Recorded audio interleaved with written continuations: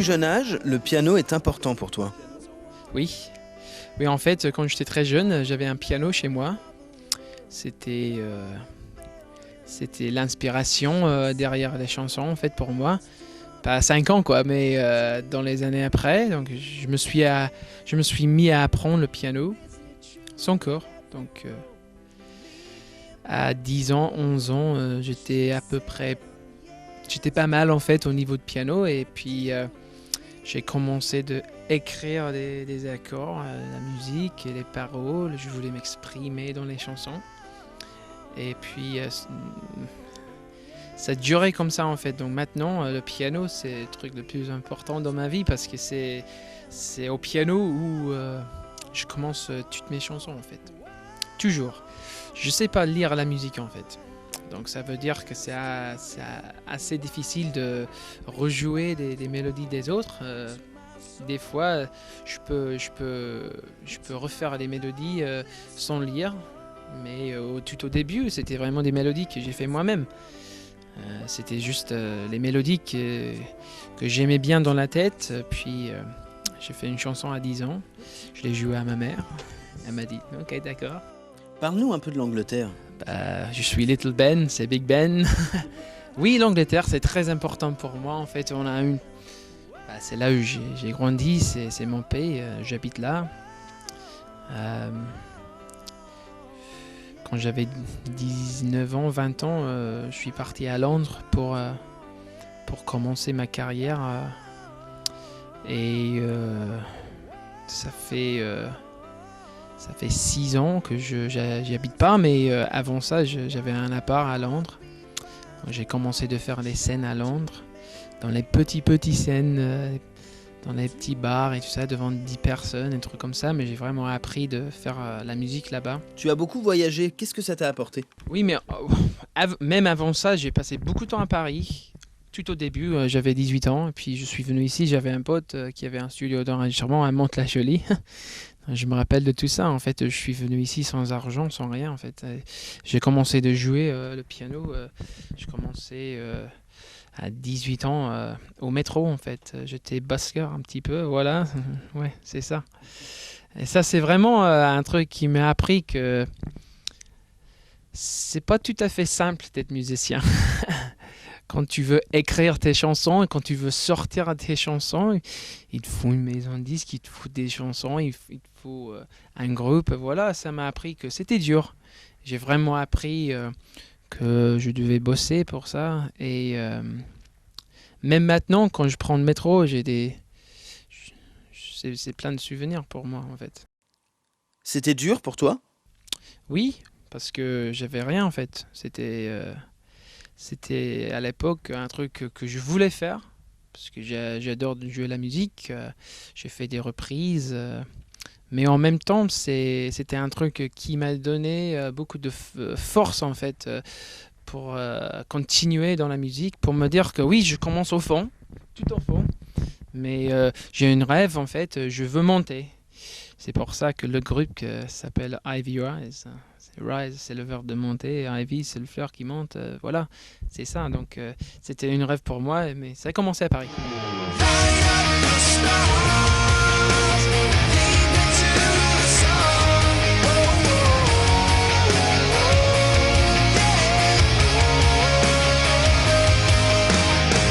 Dès le départ, vous aviez convenu que seul toi écrirais les chansons?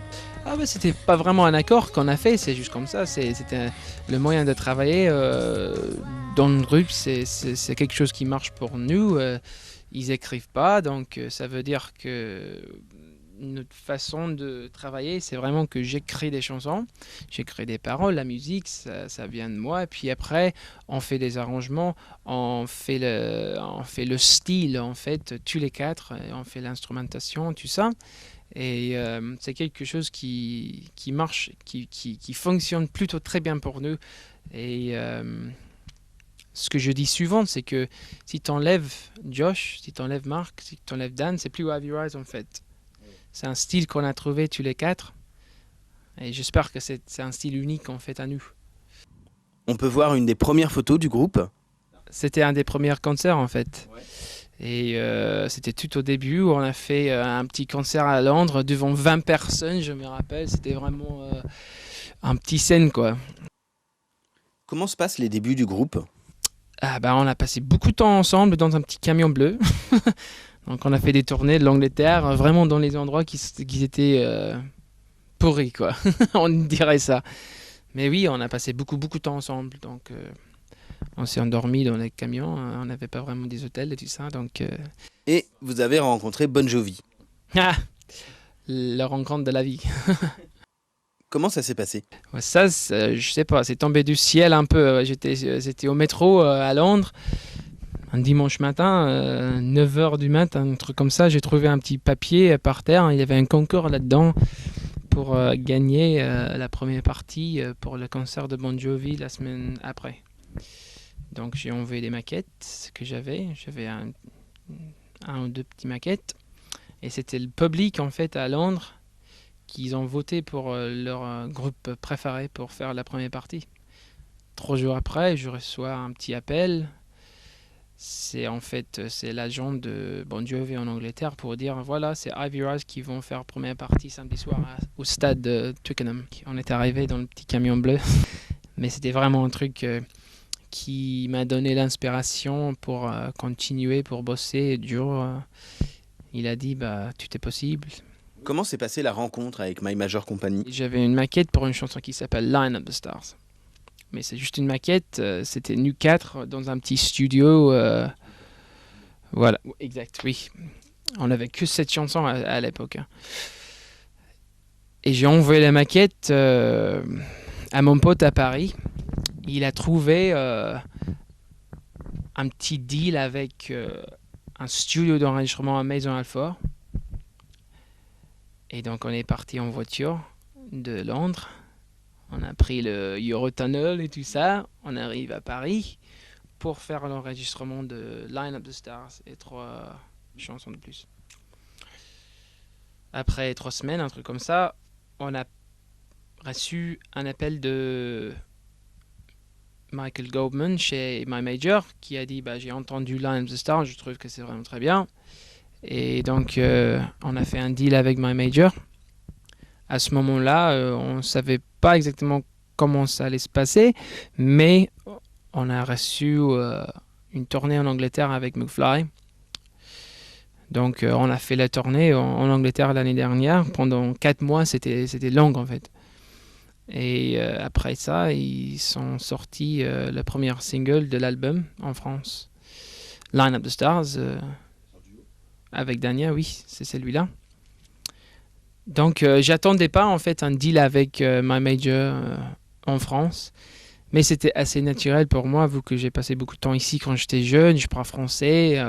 Ils ont dit bah peut-être c'est un marché qui peut fonctionner très bien pour un groupe comme Ivy Rise. Et maintenant elle est là. I can give you a voice, bred with rhythm and soul. The heart of a Welsh boy who's lost his home. Put it in harmony and let the words ring. Carry your thoughts in the songs we sing. Puis il y a eu la participation à Génération Goldman, l'album. Bah, c'était fin septembre. En fait, le single Line Up the Stars, c'était pas tout à fait fini, mais c'était après le playlist chez Énergie, donc on attendait. On savait pas tout à fait quoi faire à ce point-là. J'ai reçu un email pour dire est-ce que tu veux faire la reprise de Je te donne sur l'album Génération Goldman. Oui, je connaissais. Et j'ai dit oui tout de suite, évidemment.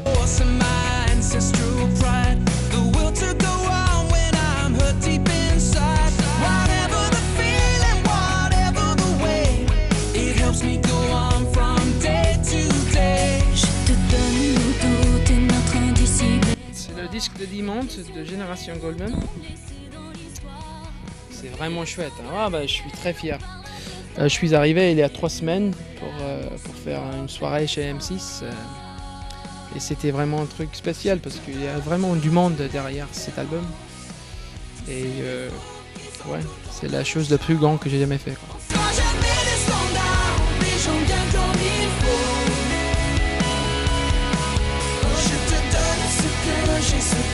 chevaux. Je te donne ce que je suis.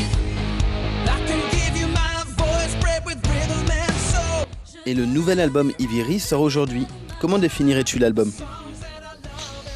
Bah pour moi, comme je disais tout à l'heure, je pense que c'est un mélange entre pop qui rentre dans la tête facilement, que tu peux mettre à la radio facilement, j'espère, et notre côté rock qu'on a appris sur scène. Donc pour moi, j'espère que c'est un album qui reste honnête, avec des chansons qui veulent vraiment dire des trucs pour nous. Moi, j'espère, je dis souvent que tout ce que je veux faire quand j'écris une chanson, tout ce qu'on veut faire quand on fait les arrangements et tout ça, tout ce qu'on veut faire, c'est de faire des chansons qui peuvent toucher les gens quelque part, même si c'est pas pour les mêmes sentiments, même si c'est pas les mêmes émotions. On cherche des fans qui ressentent quelque chose quand ils écoutent notre musique.